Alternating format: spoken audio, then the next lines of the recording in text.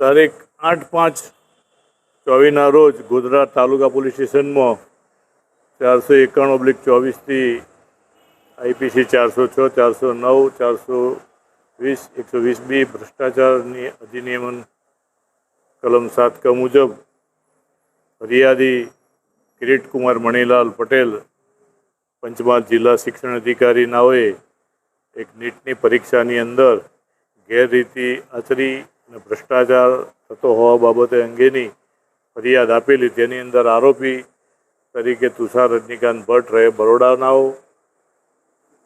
વડોદરાના રોય ઓવરસીસના માલિક પરશુરામ રોય અને ગોધરાના આરિફ વોરા વિરુદ્ધ એક ફરિયાદ આપેલી.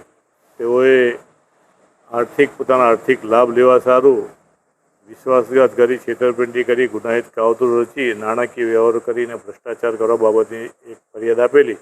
એ ફરિયાદ તાલુકા પોલીસ સ્ટેશનની અંદર રજીસ્ટર કરવામાં આગળની તપાસ શરૂ કરવામાં આવેલ છે. હાલ એવા કોઈ આરોપી પકડવામાં આવેલ નથી. જી, ગત 5 તારીખે નીટની પરીક્ષા આયોજિત થયેલી હતી. માનનીય કલેક્ટર સાહેબની સૂચનાથી અમોને તઈ કોઈ ગેરરીતિ કરે નહીં અને કરાવે નહીં એ માટે અમને મોકલેલા હતા. સાથે એક વ્યક્તિનું નામ સૂચિત કરેલું હતું. તે વ્યક્તિની રોલ શું છે અને તેઓ શું કામે તઈ છે એ તપાસ કરવા પણ સૂચિત કરેલું હતું. સાથે રિપોર્ટ પણ સબમિટ કરવા જણાવેલું હતું. આ અંતર્ગત અમોએ તઈ અમારી ટીમ સાથે ગયેલા હતા. થોડીવાર બાદ અધિક નિવાસી કલેક્ટર સાહેબ અને પોલીસની ટીમ પણ અમને હેલ્પમાં સાહેબે મોકલેલી હતી. સમગ્ર ઘટના જે છે એમાં તુષારભાઈ ભટ્ટ નામના વ્યક્તિની અમે પૂછપરછ અને ચકાસણી કરતા તપાસ કરતા એમાં અંદરથી જે લિસ્ટ પ્રાપ્ત થયેલું, સાથે એમની હાથમાંથી જે 2 લિસ્ટ પ્રાપ્ત થયેલા એની વધુ પૂછપરછ કરતા તેઓ દ્વારા એવું જણાવેલું કે અમો આ બાળક પેપર કોરું છોડશે એની અંદર પાછળથી અમો સાચા જવાબની ટીક કરાવવાના છીએ અને આ અંતર્ગત અમે બાળક દીઠ 10 લાખ રૂપિયા લેવાના છીએ. આવા 6 બાળકોનું એઓએ ચર્ચા કરેલી હતી, જેની અંદર તેઓએ પોતાના લેખિત નિવેદનમાં પણ આ વસ્તુ કબૂલેલી છે અને કોઈ પાર્ટી પાસેથી 7 લાખ રૂપિયા એડવાન્સમાં લેવામાં આવેલા હતા. તેઓને પણ આ માહિતી અમને આપેલી, જે અંતર્ગત તમામ વિગત સાથે તેઓના મોબાઈલ, 7 લાખ રકમ અને જે ગાડી એમને વાપરેલી હતી એની આરસી બુક સાથે અમે માનનીય કલેક્ટર સાહેબને રિપોર્ટ સબમિટ કરેલો હતો.